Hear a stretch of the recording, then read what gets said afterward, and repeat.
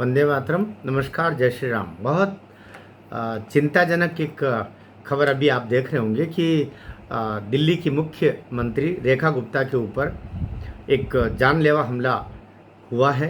उसको जानलेवा हमला ही बोला जाना चाहिए, माना जाना चाहिए और उस अनुरूप कार्रवाई की जानी चाहिए। वो रोज़ की तरह अपने जन सुनवाई में करती है काम अपना, और आज भी वो उसी तरीके से काम कर रही थी।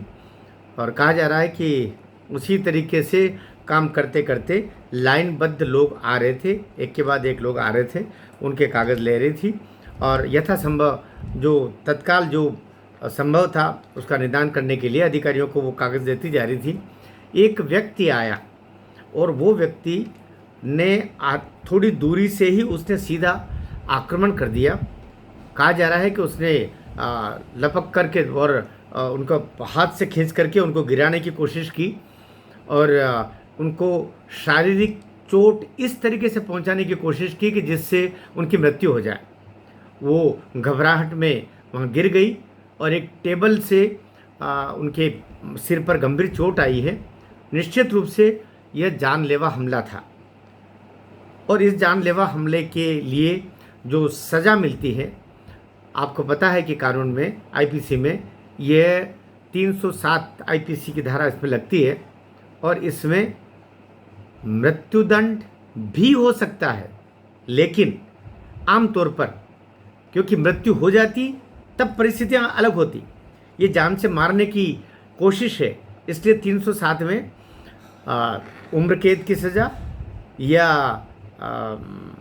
सामान्यतया उम्र कैद की सज़ा या 10 वर्ष, इस तरीके का उसमें प्रावधान है।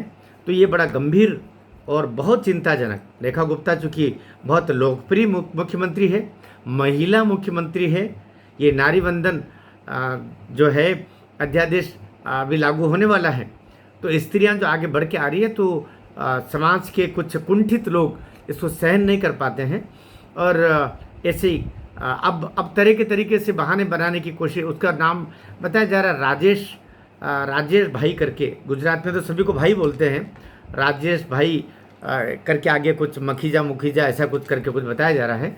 लेकिन उसके द्वारा है, कहा जा रहा है कि उसने रेकी की है और वो बराबर 24 घंटे से उसको रेकी करता हुआ भी बताया जा रहा है कि उसने रेकी करके और फिर प्राणघातक हमला किया है। उसको पुलिस ने पकड़ लिया है और थाने पर ले जाया गया है, नज़दीकी थाने पर, और उसका इंट्रोगेशन चल रहा है।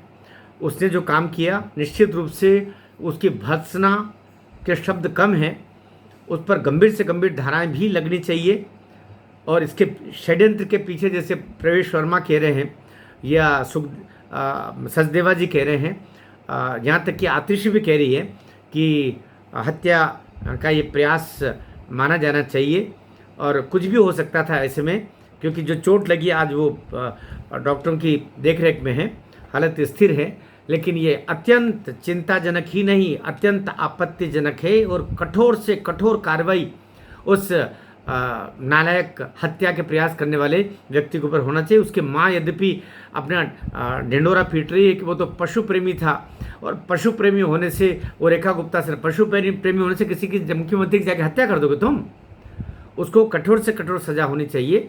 और अभी पुलिस इस पर्दे के पीछे और क्या षड्यंत्र है और डोरियां कहाँ तक जा रही है, इसके सूत्रधार कोई और है क्या, इसकी जानकारी भी शाम तक ही निकल करके आ जाएगी, हम ऐसे विश्वास करते हैं। लेकिन मैं मुझसे जुड़े हुए जितने भी बंधु हैं उसमें उनके साथ में इस चिंता को मैं साझा करना चाह रहा हूं कि दिल्ली के मुख्यमंत्री सीएम रेखा गुप्ता के ऊपर जो जानलेवा हमला हुआ है, राजेश करके जो ये हत्या का प्रयास करने वाला तथाकथित नालायक इंसान है, इंसान भी नहीं कहना चाहिए, पशु कहना चाहिए, उसके ऊपर कठोर कार्रवाई होनी चाहिए। और आपसे भी मैं इस टिप्पणी की अपेक्षा करता हूं कि ऐसा कार्य करने वालों का किसी भी एंगल से सपोर्ट नहीं होना चाहिए और उस पर ठोस से ठोस, कठोर से कठोर कार्रवाई होनी चाहिए। भारत माता की जय।